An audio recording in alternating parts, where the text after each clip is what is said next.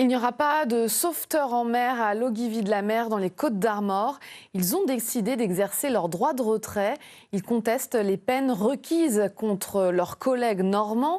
Celui-ci est jugé pour homicide involontaire. Les explications de Fabrice Leroy et Jean-Marc Seigné. Il ne bouge pas de son mouillage. Depuis vendredi, le Zantivy reste amarré à l'entrée du port.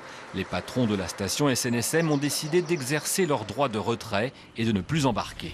Ça nous fait absolument pas plaisir parce que on a quand même la responsabilité d'une zone géographique autour de Bréa là, qui est un endroit mal pavé, qui peut être dangereux quoi.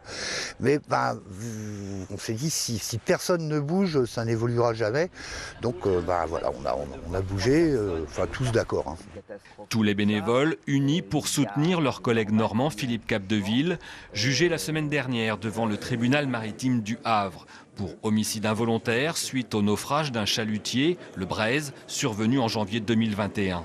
Le bateau avait fait naufrage lors du remorquage avec 3 hommes à son bord.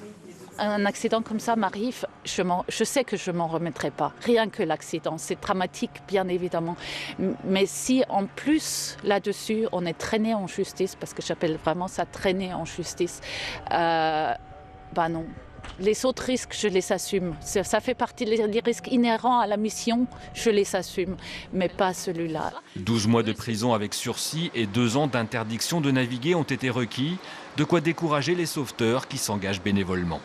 Nous, ici à Logivy, on a des gens qui sont dans la marine marchande. On ne peut pas leur demander de prendre un risque comme ça pour leur carrière avec un casier judiciaire. Il est sûr que quand il y a une faute grave, lourde d'un patron, on n'est pas au-dessus des lois et c'est normal qu'il y ait eu un jugement.